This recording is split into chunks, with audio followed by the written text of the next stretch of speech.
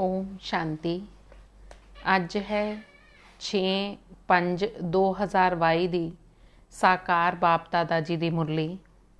ਅੱਜ ਬਾਪ ਦਾਦਾ ਜੀ ਨੇ ਆਖਿਆ, ਮਿੱਠੇ ਬੱਚੇ, ਤੁਹਾਨੂੰ ਹੁਣ ਈਸ਼ਵਰ ਦੀ ਗੋਦ ਮਿਲੀ ਸਨ। ਹੁਣ ਤੁਹਾਨੂੰ ਨਸ਼ਾ ਰਹਿਣਾ ਚਾਹੀਦਾ ਹੈ ਕਿ ਬਾਪ ਇਸ ਬ੍ਰਹਮਾ ਤਨ ਦੁਆਰਾ ਸਾਨੂੰ ਆ ਕੇ ਆਪਣਾ ਬਣਾਉਂਦੇ ਸਨ। ਪ੍ਰਸ਼ਨ ਹੈਗਾ, ਬਾਪ ਨੇ ਕਿਹੜਾ ਦਿਵਯ ਕਰਤੱਵਯ ਕੀਤਾ ਜਿਸ ਕਾਰਨ ਉਹਨਾਂ ਦੀ ਇੰਨੀ ਮਹਿਮਾ ਗਾਈ ਜਾਂਦੀ ਸਨ? ਉੱਤਰ ਹੈਗਾ, ਪਤਿਤਾਂ ਨੂੰ ਪਾਵਨ ਬਣਾਉਣਾ, ਸਾਰੀ ਮਨੁੱਖਾਂ ਨੂੰ ਮਾਇਆ ਰਾਵਣ ਦੀ ਜੰਜੀਰਾਂ ਤੋਂ ਛੁਡਾਉਣਾ, ਇਹ ਦਿਵਯ ਕਰਤੱਵ ਇੱਕ ਬਾਪ ਹੀ ਕਰਦੇ ਸਨ। ਬੇਹੱਦ ਦੇ ਬਾਪ ਨਾਲ ਹੀ ਬੇਹੱਦ ਦਾ ਸੁੱਖ ਮਿਲਦਾ ਹੈ, ਜਿਹੜੇ ਫਿਰ ਅੱਧਾ ਕਲਪ ਤੱਕ ਚੱਲਦਾ ਰਹਿੰਦਾ ਸਨ। ਸਤਯੁਗ ਵਿੱਚ ਸਨ ਗੋਲਡਨ ਜੁਬਲੀ, ਤ੍ਰੇਤਾ ਵਿੱਚ ਸਨ ਸਿਲਵਰ ਜੁਬਲੀ, ਫਿਰ ਸਤੋ ਪ੍ਰਧਾਨ ਤੋਂ ਸਤੋ ਬਣਦੇ ਸਨ। ਦੋਨਾਂ ਯੁਗਾਂ ਵਿੱਚ ਸੁਖਧਾਮ ਕਿਹਾ ਜਾਂਦਾ ਹੈ। ਇਹੋ ਜਿਹਾ ਸੁਖਧਾਮ ਦੀ ਸਥਾਪਨਾ ਇੱਕ ਬਾਪ ਜੀ ਹੀ ਆ ਕੇ ਕਰਦੇ ਸਨ। ਇਸ ਲਈ ਹੀ ਉਹਨਾਂ ਦੀ ਮਹਿਮਾ ਗਾਈ ਜਾਂਦੀ ਸਨ। ਗੀਤ ਹੈਗਾ, ਇਨਸਾਫ ਦਾ ਮੰਦਰ ਹਨ ਇਹ ਸਾਰੀ ਦੁਨੀਆ। ਓਮ ਸ਼ਾਂਤੀ। ਬਾਪ ਅਤੇ ਦਾਦਾ ਮਿਲ ਕਰਕੇ ਬੱਚਿਆਂ ਨੂੰ ਸਮਝਾਉਂਦੇ ਸਨ। ਕਦੇ ਬਾਪ ਸਮਝਾਉਂਦੇ ਸਨ, ਕਦੇ ਦਾਦਾ ਸਮਝਾਉਂਦੇ ਸਨ, ਕਿਉਂਕਿ ਇਹ ਸਰੀਰ ਦੋਵਾਂ ਦਾ ਇੱਕ ਹੀ ਹੈਗਾ। ਪਰਮ ਪਿਤਾ ਪਰਮਾਤਮਾ ਤਾਂ ਰਹਿੰਦੇ ਸਨ ਪਰਮਧਾਮ। ਜ਼ਰੂਰ ਕੋਈ ਸਮਾਂ ਉਹਨਾਂ ਦਾ ਹੀ ਇਹ ਭਾਰਤ ਘਰ ਹੁੰਦਾ ਸਨ, ਤਾਂ ਹੀ ਤਾਂ ਸ਼ਿਵਰਾਤਰੀ ਇੱਥੇ ਮਨਾਈ ਜਾਂਦੀ ਸਨ। ਸ਼ਿਵ ਦੇ ਮੰਦਿਰ ਬਹੁਤ ਸਨ, ਤਾਂ ਸਿੱਧ ਹੁੰਦਾ ਹੈ ਕਿ ਭਾਰਤ ਖੰਡ ਵਿੱਚ ਹੀ ਉਹਨਾਂ ਦਾ ਆਣਾ ਹੁੰਦਾ ਹੈ। ਪਤਿਤਾਂ ਨੂੰ ਪਾਵਨ ਬਣਾਉਣ ਅਥਵਾ ਸਾਰੇ ਮਨੁੱਖਾਂ ਨੂੰ ਮਾਇਆ ਰਾਵਣ ਦੀ ਜੰਜੀਰਾਂ ਤੋਂ ਛੁਡਾਉਣ ਵਾਸਤੇ ਬਾਪ ਜੀ ਹੀ ਆਉਂਦੇ ਸਨ। ਰਾਵਣ ਨੂੰ ਸਾੜਦੇ ਵੀ ਭਾਰਤ ਵਿੱਚ ਸਨ। ਸ਼ਿਵਰਾਤਰੀ ਅਤੇ ਕ੍ਰਿਸ਼ਨ ਜਯੰਤੀ ਵੀ ਭਾਰਤ ਵਿੱਚ ਹੀ ਮਨਾਉਂਦੇ ਸਨ। ਰਾਵਣ ਦਾ ਰਾਜ ਅੱਧਾ ਕਲਪ ਚੱਲਦਾ, ਫਿਰ ਬਾਪ ਆਉਂਦੇ ਹਨ ਪਤਿਤਾਂ ਨੂੰ ਪਾਵਨ ਬਣਾਉਣ ਦੇ ਲਈ। ਬਸ ਇੱਕ ਹੀ ਵਾਰ ਪਾਵਨ ਬਣਾ ਦਿੰਦੇ ਸਨ, ਫਿਰ ਆਉਂਦੇ ਹੀ ਨਹੀਂ। ਬਾਪ ਦਾ ਨਾਂ ਭਾਰਤ ਵਿੱਚ ਹੀ ਪ੍ਰਸਿੱਧ ਸਨ। ਜ਼ਰੂਰ ਕੋਈ ਤਾਂ ਕਰਤੱਵ ਕੀਤਾ ਹੋਣਾ, ਤਾਂ ਹੀ ਤਾਂ ਉਹਨਾਂ ਦਾ ਨਾਮ ਗਾਉਂਦੇ ਸਨ। ਮਨੁੱਖ ਨੂੰ ਤਾਂ ਪਾਵਨ ਬਣਾ ਨਹੀਂ ਸਕਦੇ। ਪਤਿਤ ਪਾਵਨ ਤਾਂ ਇੱਕ ਬਾਪ ਨੂੰ ਹੀ ਆਖਿਆ ਜਾਂਦਾ ਹੈ। ਸਵਰਗ ਨਰਕ ਇਹ ਨਾਂ ਦੋਵੇਂ ਹੀ ਭਾਰਤ ਤੇ ਹੀ ਪਏ ਹੋਏ ਸਨ। ਭਾਰਤ 5000 ਵਰਿਆਂ ਪਹਿਲੇ ਸਵਰਗ ਸੀ, ਉਸ ਨੂੰ ਹੀ ਪਰਿਸਤਾਨ ਵੀ ਆਖਿਆ ਜਾਂਦਾ ਸਨ। ਤਾਂ ਜ਼ਰੂਰ ਬਾਪ ਜੀ ਤੋਂ ਵਰਸਾ ਲੈਂਦੇ ਸਨ। ਬਾਪ ਅਕਸ਼ਰ ਬਹੁਤ ਮਿੱਠਾ ਲੱਗਦਾ ਹੈ, ਉਸ ਤੋਂ ਹੀ ਬੇਹੱਦ ਸੁੱਖ ਦਾ ਵਰਸਾ ਮਿਲਦਾ ਹੈ, ਜਿਹੜਾ ਸੁੱਖ ਫਿਰ ਅੱਧਾ ਕਲਪ ਤੱਕ ਚੱਲਦਾ, ਜਿਸ ਨੂੰ ਗੋਲਡਨ ਜੁਬਲੀ ਸਿਲਵਰ ਜੁਬਲੀ ਮਨਾਉਂਦੇ ਸਨ। ਸਤਯੁਗ ਨੂੰ ਗੋਲਡਨ ਜੁਬਲੀ ਤੇ ਤ੍ਰੇਤਾ ਨੂੰ ਸਿਲਵਰ ਜੁਬਲੀ ਆਖਦੇ ਸਨ। ਉਹ ਸਤੋ ਪ੍ਰਧਾਨ ਫਿਰ ਸਤੋ ਰਜੋ ਤਮੋ ਦੋਵਾਂ ਨੂੰ ਮਿਲਾ ਕੇ ਸੁਖਧਾਮ ਆਖਿਆ ਜਾਂਦਾ ਹਨ। ਨੰਬਰ 1 ਹਨ ਸੂਰਿਆਵੰਸ਼ੀ, ਸੈਕਿੰਡ ਨੰਬਰ ਹਨ ਚੰਦਰਵੰਸ਼ੀ। ਬਾਪ ਜਦੋਂ ਇਸ ਭਾਰਤ ਖੰਡ ਵਿੱਚ ਆਉਂਦੇ ਸਨ ਤਾਂ ਹੀ ਭਾਰਤ ਨੂੰ ਪਾਵਨ ਬਣਾਉਂਦੇ ਸਨ। ਫਿਰ ਜਦੋਂ ਭਗਤੀ ਸ਼ੁਰੂ ਹੁੰਦੀ ਸਨ ਤਾਂ ਕਲਾਵਾਂ ਵੀ ਘਟਦੀਆਂ ਜਾਂਦੀਆਂ ਸਨ। ਚੜੀ ਭੂਤ ਅਵਸਥਾ ਅਰਥਾਤ ਤਮੋ ਪ੍ਰਧਾਨ ਬਣ ਜਾਂਦੇ ਸਨ। ਸਭ ਭਗਤ ਬਣ ਜਾਂਦੇ ਸਨ। ਸਾਧੂ ਵੀ ਸਾਧਨਾ ਕਰਦੇ ਸਨ ਬਾਪ ਨੂੰ ਪਾਣ ਦੇ ਲਈ, ਅਰਥਾਤ ਮੁਕਤੀ ਜੀਵਨ ਮੁਕਤੀ ਵਿੱਚ ਜਾਣ ਦੇ ਲਈ। ਅੱਧਾ ਕਲਪ ਭਗਤੀ ਕਰਦੇ ਬਾਪ ਨੂੰ ਪਾਣਾ ਹੈ। ਜਦੋਂ ਸਮਾਂ ਪੂਰਾ ਹੋ ਜਾਂਦਾ ਹੈ ਤਾਂ ਫਿਰ ਬਾਪ ਆਉਂਦੇ ਸਨ ਭਗਤਾਂ ਨੂੰ ਸੁਖੀ ਬਣਾਉਣ ਦੇ ਲਈ। ਸਤਯੁਗ ਵਿੱਚ ਤਾਂ ਸੁਖ ਸ਼ਾਂਤੀ ਸੰਪਤੀ ਸਭ ਹੁੰਦਾ ਏ। ਉੱਥੇ ਕਦੇ ਵੀ ਅਕਾਲੇ ਮ੍ਰਿਤਿੂ ਨਹੀਂ ਹੁੰਦੀ, ਕਦੇ ਕੋਈ ਰੋਂਦਾ ਪਿੱਟਦਾ ਵੀ ਨਹੀਂ। ਇਹ ਕੌਣ ਸਮਝਾਉਂਦੇ ਸਨ? ਬੇਹੱਦ ਦਾ ਬਾਪ, ਉਹਨਾਂ ਦਾ ਹੀ ਨਾਂ ਚਾਹੀਦਾ ਹੈ ਨਾ। ਕਲਯੁਗ ਵਿੱਚ ਸਨ ਅੰਧਿਆਰਾ, ਭਗਤੀ ਮਾਰਗ ਦੀ ਠੋਕਰਾਂ ਖਾਂਦੇ ਰਹਿੰਦੇ ਸਨ। ਸਵਰਗ ਵਿੱਚ ਤਾਂ ਦੁੱਖ ਦੀ ਗੱਲ ਹੁੰਦੀ ਹੀ ਨਹੀਂ, ਸਭ ਸੁਖੀ ਰਹਿੰਦੇ ਸਨ। ਇਸ ਲਈ ਭਗਵਾਨ ਨੂੰ ਪੁਕਾਰਦੇ ਨਹੀਂ। ਸਤਯੁਗ ਨੂੰ ਸੁਖ ਧਾਮ ਤੇ ਕਲਯੁਗ ਨੂੰ ਦੁੱਖ ਧਾਮ ਆਖਿਆ ਜਾਂਦਾ ਸਨ। ਵਲਵਾਚਾਰੀ ਵੈਸ਼ਨਵ ਲੋਕ ਸਮਝਦੇ ਹਨ ਕਿ ਸਤਯੁਗ ਵਿੱਚ ਸ਼੍ਰੀ ਲక్ష్ਮੀ ਸ਼੍ਰੀ ਨਾਰਾਇਣ ਦਾ ਰਾਜ ਹੁੰਦਾ ਏ। ਯਥਾ ਰਾਜਾ ਰਾਣੀ ਤਥਾ ਪ੍ਰਜਾ ਸਾਰੇ ਸੁਖੀ ਹੁੰਦੇ ਸਨ। ਉਸ ਨੂੰ ਗੋਲਡਨ ਯੁੱਗ ਗੋਲਡਨ ਏਜ ਕਿਹਾ ਜਾਂਦਾ ਹੈ। ਸਤਯੁਗ ਤੋਂ ਲੈ ਕੇ ਜਿਹੜਾ ਚੱਕਰ ਫਿਰਦਾ ਏ ਉਸ ਵਿੱਚ ਹਰ ਇੱਕ ਨੂੰ 84 ਜਨਮ ਲੈਣੇ ਪੈਂਦੇ ਨੇ। ਬੱਚਿਆਂ ਨੂੰ ਇਹ ਵੀ ਸਮਝਾਇਆ ਜਾਂਦਾ ਸਨ ਕਿ ਇਹ ਝਾੜ ਹੈ, ਇਹ ਸਭ ਪੱਤੇ ਇਕੱਠੇ ਨਹੀਂ ਆਣਗੇ। ਸਤਯੁਗ ਵਿੱਚ ਇੱਕ ਹੀ ਆਦਿ ਸਨਾਤਨ ਦੇਵੀ ਦੇਵਤਾ ਧਰਮ ਹੁੰਦਾ ਹੈ। ਫਿਰ ਉਸ ਨੂੰ ਹੀ ਬਾਅਦ ਵਿੱਚ ਹਿੰਦੂ ਆਖਣ ਲੱਗ ਪੈਂਦੇ ਨੇ। ਦੇਵੀ ਦੇਵਤਾਵਾਂ ਤਾਂ ਹੁੰਦੇ ਹੀ ਸਰਵਗੁਣ ਸੰਪੰਨ 16 ਕਲਾ ਸੰਪੂਰਨ ਨੇ। ਫਿਰ ਉਹੀਓ ਪੁਜਾਰੀ ਬਣ ਜਾਂਦੇ ਨੇ। ਫਿਰ ਉਹਨਾਂ ਦਾ ਧਰਮ ਅਲੱਗ ਹੋ ਜਾਂਦਾ ਹੈ। ਜਿਵੇਂ ਕ੍ਰਿਸਚਨ ਕ੍ਰਾਈਸਟ ਨੂੰ ਯਾਦ ਕਰਦੇ ਹਨ, ਉਸ ਧਰਮ ਦੇ ਹਨ। ਫਿਰ ਭਾਰਤ ਵਾਸੀਆਂ ਨੇ ਆਪਣੇ ਦੇਵੀ ਦੇਵਤਾ ਧਰਮ ਦਾ ਨਾਂ ਗੁੰਮ ਕਰਕੇ ਹਿੰਦੂ ਆਖ ਦਿੱਤਾ। ਤੁਸੀਂ ਜਾਣਦੇ ਹੋ ਅਸੀਂ ਦੇਵੀ ਦੇਵਤਾ ਸਨ। ਅਸੀਂ ਹੀ ਜਨਮ ਮਰਨ ਵਿੱਚ ਆਉਂਦੇ ਸਨ। ਅਸੀਂ ਫਿਰ ਦੇਵਤਾ, ਸੋ ਸ਼ਤਰੀਆ, ਸੋ ਵੈਸ਼ਯ, ਫਿਰ ਸੋ ਸ਼ੂਦਰ ਬਣਦੇ ਹਾਂ। 84 ਜਨਮ ਲੈਂਦਿਆਂ ਅੰਤ ਵਿੱਚ ਆ ਕੇ ਅਸੀਂ ਸ਼ੂਦਰ ਬਣੇ ਹਾਂ।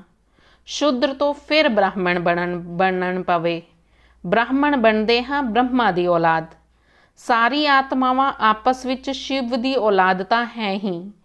ਉਹ ਸਨ ਬੇਹੱਦ ਦਾ ਬਾਪ।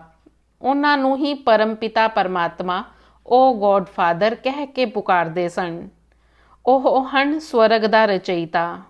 ਹੁਣ ਬੁੱਧੀ ਤੋਂ ਬੱਚਿਆਂ ਨੂੰ ਕੰਮ ਲੈਣਾ ਚਾਹੀਦਾ ਹੈ। ਜਦੋਂ ਕਿ ਬਾਪ ਸਵਰਗ ਸਥਾਪਨ ਕਰਦੇ ਸਨ ਤਾਂ ਅਸੀਂ ਕਿਉਂ ਨਹੀਂ ਨਵੀਂ ਦੁਨੀਆ ਦਾ ਵਾਰਿਸ ਬਣੀਏ। ਹੁਣ ਵਹੀਓ ਨਈ ਦੁਨੀਆ ਫਿਰ ਪੁਰਾਣੀ ਹੋ ਰਹੀ ਸਨ। ਫਿਰ ਨਵੀਂ ਦੁਨੀਆ ਕਿਵੇਂ ਬਣੇਗੀ? ਗਾਂਧੀ ਜੀ ਵੀ ਗਾਉਂਦੇ ਸਨ ਕਿ ਨਵਾਂ ਰਾਮ ਰਾਜ, ਨਵਾਂ ਭਾਰਤ ਹੋਵੇ। ਅਸੀਂ ਜਾਣਦੇ ਹਨ ਕਿ ਹੁਣ ਫਿਰ ਤੋਂ ਇਹੀਓ ਰਾਮ ਰਾਜ ਸਥਾਪਨ ਹੋ ਰਿਹਾ ਸਨ। ਅਸੀਂ ਤੁਹਾਨੂੰ ਬ੍ਰਾਹਮਣਾਂ ਨੂੰ ਈਸ਼ਵਰੀਏ ਗੋਦ ਵਿੱਚ ਲੈਣਾ ਹਾਂ। ਫਿਰ ਤੁਹਾਨੂੰ ਸਵਰਗ ਵਿੱਚ ਭੇਜ ਦੇਣਾ ਹਾਂ। ਬੇਦ ਦੇ ਬਾਪ ਨੇ ਤੁਹਾਨੂੰ ਆਪਣਾ ਬਣਾਇਆ ਹੈ ਪ੍ਰੈਕਟੀਕਲ ਵਿੱਚ। ਐਵੇਂ ਨਹੀਂ ਸਭ ਕੇ ਆਖਦੇ ਰਹਿੰਦੇ ਕਿ ਉਹ ਗੋਡ ਫਾਦਰ ਰਹਿਮ ਕਰੋ, ਪਰੰਤੂ ਇਸ ਸਮੇਂ ਭਾਰਤ ਨੇ ਆ ਕੇ, ਬਾਪ ਨੇ ਹੀ ਆ ਕੇ ਭਾਰਤ ਵਿੱਚ ਬ੍ਰਹਮਾ ਤਨ ਦੁਆਰਾ ਸਾਨੂੰ ਆਪਣਾ ਬਣਾਇਆ ਹੈ। ਉਹ ਕਲਯੁਗੀ ਬ੍ਰਾਹਮਣ ਸਨ, ਕੁਖ ਦੀ ਸੰਤਾਨ, ਔਰ ਤੁਸੀਂ ਹੋ ਬ੍ਰਹਮਾ ਮੁਖ ਵੰਸ਼ਾਵਲੀ, ਪ੍ਰਜਾਪਿਤਾ ਬ੍ਰਹਮਾ ਦੀ ਸੰਤਾਨ। ਤੇ ਇੰਨੇ ਬੱਚੇ ਫਿਰ ਪੈਦਾ ਕਿਵੇਂ ਕਰਨਗੇ? ਕਿਉਂਕਿ ਤੁਸੀਂ ਮੁਖ ਵੰਸ਼ਾਵਲੀ ਹੋ। ਪਰਮ ਪਿਤਾ ਪਰਮਾਤਮਾ ਨੇ ਐਡੋਪਟ ਕੀਤਾ ਹੈਗਾ ਬ੍ਰਹਮਾ ਮੁਖ ਦੁਆਰਾ। ਤੋ ਗੋਇਆ ਮਾਤਾ ਇਹ ਬ੍ਰਹਮਾ ਹੋ ਗਈ। ਤਾਂ ਹੀ ਤਾਂ ਗਾਇਆ ਵੀ ਜਾਂਦਾ ਹੈ, ਤਵਮੇਵ ਮਾਤਾ ਚ ਪਿਤਾ ਤਵਮੇਵ ਬੰਧੂ ਚ ਸਖਾ ਤਵਮੇਵ। ਹੁਣ ਤੁਸੀਂ ਨਵੀਂ ਦੁਨੀਆ ਵਿੱਚ ਜਾਣ ਦੀ ਤਿਆਰੀ ਕਰ ਰਹੇ ਸਨ। ਦੇਵਤਾਵਾਂ ਨੂੰ ਆਖਿਆ ਹੀ ਜਾਂਦਾ ਹੈ ਸਰਵਗੁਣ ਸੰਪੰਨ। ਫਿਰ ਉੱਥੇ ਵਿਕਾਰ ਦੀ ਕੋਈ ਗੱਲ ਹੁੰਦੀ ਹੀ ਨਹੀਂ। ਸ਼ਾਸਤਰਾਂ ਵਿੱਚ ਤਾਂ ਬਥੇਰੇ ਕਪੋੜੇ ਲਗਾ ਦਿੱਤੇ ਸਨ। ਕ੍ਰਿਸ਼ਨਪੁਰੀ ਵਿੱਚ ਕੰਸ, ਰਾਵਣ ਆਦਿ ਨੂੰ ਵਿਖਾ ਦਿੱਤਾ ਨੇ। ਵਾਸਤਵ ਵਿੱਚ ਇਸ ਸਮੇਂ ਕੰਸਪੁਰੀ ਸਨ। ਫਿਰ ਸਤਯੁਗ ਵਿੱਚ ਹੋਵੇਗੀ ਕ੍ਰਿਸ਼ਨਪੁਰੀ। ਇਹ ਸੰਗਮ ਹੈਗਾ। ਇਸ ਲਈ ਉਹਨਾਂ ਨੇ ਕੰਸ, ਜਰਾਸੰਧ, ਰਾਵਣ ਆਦਿ ਨੂੰ ਸਤਯੁਗੀ ਦੇਵਤਾਵਾਂ ਨਾਲ ਮਿਲਾ ਦਿੱਤਾ। ਇਹ ਸਾਰੀ ਆਸੁਰੀ ਸੰਪਰਦਾਇ ਹੈਗੀ। ਹੁਣ ਤੁਸੀਂ ਈਸ਼ਵਰੀਏ ਸੰਪਰਦਾਇ ਦੇ ਬਣਦੇ ਹੋ। ਹੁਣ ਤੁਹਾਨੂੰ ਈਸ਼ਵਰ ਕੁਲ ਦੇ ਬਾਪ ਨੇ ਆ ਕੇ ਬਣਾਇਆ ਹੈ। ਦਾਦਾ ਹੈਗਾ ਸ਼ਿਵ ਬਾਬਾ, ਬਾਪ ਹੈਗਾ ਬ੍ਰਹਮਾ। ਤੁਸੀਂ ਹੋ ਗਏ ਬ੍ਰਹਮਾ ਕੁਮਾਰ ਅਤੇ ਕੁਮਾਰੀਆਂ। ਵਰਸਾ ਉਸ ਬੇਦ ਦੇ ਬਾਪ ਕੋਲੋਂ ਹੀ ਮਿਲਦਾ ਏ। ਦੇਣ ਵਾਲਾ ਸਨ ਪਰਮ ਪਿਤਾ ਪਰਮਾਤਮਾ, ਜਿਸ ਨੂੰ ਨਿਰਾਕਾਰ ਕਿਹਾ ਜਾਂਦਾ ਏ। ਉਹ ਰਾਜਯੋਗ ਹੁਣ ਸਿਖਾ ਰਹੇ ਸਨ। ਨਰ ਤੋਂ ਨਾਰਾਇਣ ਬਣਾਉਣ ਦੇ ਲਈ ਜ਼ਰੂਰ ਫਿਰ ਸਾਕਾਰ ਸਰੀਰ ਵਿੱਚ ਤੇ ਆਣਾ ਪਵੇ ਨਾ। ਤਾਂ ਇਸ ਪਤਿਤ ਤਨ ਵਿੱਚ ਆਉਂਦੇ ਹਨ, ਜਿਸ ਨੇ 84 ਜਨਮ ਪੂਰੇ ਲਿੱਤੇ ਸਨ। ਇਹ ਵੱਡੇ ਤੇ ਵੱਡੀ ਯੂਨੀਵਰਸਿਟੀ ਸਨ, ਜਿੱਥੇ ਸਵਯੰ ਗੋਡ ਬੈਠ ਰਾਜਯੋਗ ਸਿਖਾਉਂਦੇ ਸਨ, ਰਾਜਾਵਾਂ ਦਾ ਰਾਜਾ ਬਣਾਉਂਦੇ ਸਨ। ਗੀਤਾ ਦਾ ਰਚయిਤਾ ਕ੍ਰਿਸ਼ਨ ਨਹੀਂ ਸਨ। ਗੀਤਾ ਮਾਤਾ ਨੇ ਕ੍ਰਿਸ਼ਨ ਨੂੰ ਜਨਮ ਦਿੱਤਾ। ਜਿਹੜੇ ਵੀ ਦੇਵਤਾ ਬਣੇ ਉਹਨਾਂ ਦਾ ਜਨਮ ਸ਼ਿਵ ਬਾਬਾ ਤੋਂ ਹੋਇਆ। ਕ੍ਰਿਸਚਨ ਨੂੰ ਜਨਮ ਮਿਲਿਆ ਬਾਈਬਲ ਤੋਂ ਕ੍ਰਾਈਸਟ ਦੁਆਰਾ। ਤੁਹਾਨੂੰ ਵੀ ਬ੍ਰਾਹਮਣ ਤੋਂ ਦੇਵਤਾ ਕਿਸ ਨੇ ਬਣਾਇਆ? ਤੁਸੀਂ ਸ਼ਿਵ ਬਾਬਾ ਤੋਂ ਬ੍ਰਹਮਾ ਮੁਖ ਦੁਆਰਾ ਗਿਆਨ ਸੁਣ ਕੇ ਦੇਵਤਾ ਬਣਦੇ ਹੋ। ਇਹ ਤੁਹਾਡਾ ਬੇਹੱਦ ਦਾ ਸੰਨਿਆਸ ਹੋ ਗਿਆ। ਉਹ ਹਨ ਹੱਦ ਦੇ ਰਜੋਗੁਣੀ ਸੰਨਿਆਸ, ਉਹ ਨਵ੍ਰਿਤੀ ਮਾਰਗ ਦਾ ਸੰਨਿਆਸ। ਤੁਹਾਨੂੰ ਤੇ ਵੈਰਾਗ ਆਂਦਾ ਹੈ ਇਸ ਪੁਰਾਣੀ ਛੀਛੀ ਦੁਨੀਆ ਤੋਂ। ਤੁਸੀਂ ਜਾਣਦੇ ਹੋ ਹੁਣ ਇਹ ਦੁਨੀਆ ਖਤਮ ਹੋਣ ਵਾਲੀ ਹੈ। ਇਸ ਤੋਂ ਸਾਨੂੰ ਕੁਝ ਵੀ ਲਗਾਵ ਨਹੀਂ ਰੱਖਣਾ। ਜੇਕਰ ਲਗਾਵ ਰੱਖਣਾ ਵੀ ਹੈ ਤੇ ਨਵੀਂ ਦੁਨੀਆ ਸਵਰਗ ਨਾਲ ਰੱਖਣਾ ਹੈ।